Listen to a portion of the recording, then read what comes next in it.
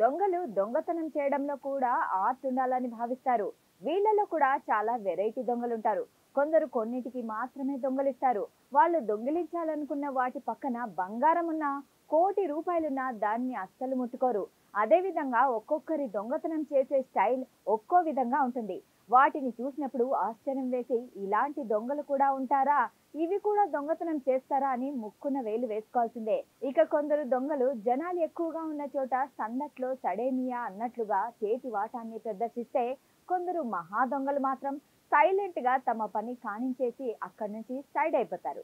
కానీ వీళ్లకు అడుగడుగునా సీసీటీవీ రూపంలో నిఘా నేత్రాలున్న విషయాన్ని మాత్రం లైట్ గా తీసుకుంటారు. చివరికి అవే ఆ దొంగలను రెడ్ హ్యాండెడ్ గా పట్టిస్తాయి.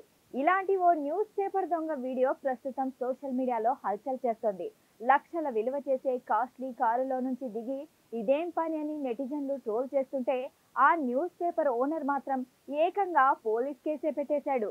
ఇక డీటెయిల్స్ లకు వెళ్తే నవంబర్ 12న ఉదయం 9:55 మధ్యప్రదేశ్లోని శివపురిలో ఉన్న మహారాణా ప్రతాప్ కాలనీలో న్యాయవాది సంజీవ్ బిల్గయ్య తన కార్యాలయం ఛాంబర్లో సహోద్యోగితో ఒక కేసు గురించి చర్చిస్తున్నాడు. ఆ సమయంలో న్యాయవాది ఛాంబర్ ముందు డిజైర్ కారు ఆగింది. అందులో నుంచి ఓ వ్యక్తి కిందకు దిగాడు. మెల్లగా రైలింగ్ వద్దకు వచ్చాడు. లోపలికి చేతులు పెట్టాడు. అక్కడున్న వార్తాపత్రికను తీసేందుకు తొలుత ప్రయత్నించి విఫలమయ్యాడు. ముందుకు వంగి చేతిని మరింత ముందుకు చాచి ఆ న్యూస్ పేపర్ ను దక్కించుకున్నాడు. ఆ తర్వాత కార్ ఎక్కి అక్కడి నుంచి మెల్లగా జారుకున్నాడు. ఇదంతా కూడా అక్కడే ఉన్న సీసీటీవీలో క్లియర్ గా రికార్డ్ అయింది. దీన్ని చూసి న్యాయవాది సంజీవ్ షాక్ అయ్యాడు.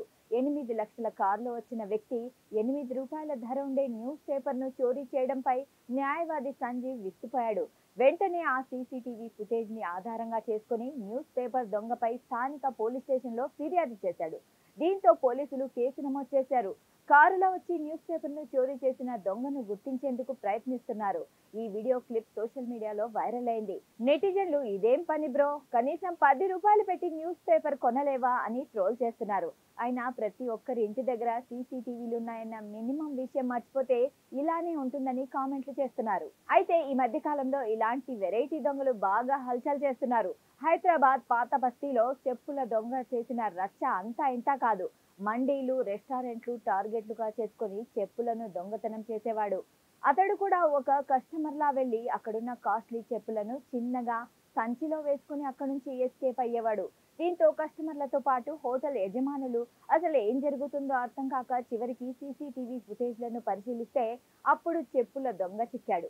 అదే విధంగా కొన్ని నెలల క్రితం ఉప్పల్ పరిసర ప్రాంతాల కాలనీలో ఇంటి నుంచి చెప్పులు మాయమయ్యాయన్న సంఘటనలు స్థానికంగా తీవ్ర కలకలాన్ని రేపాయి.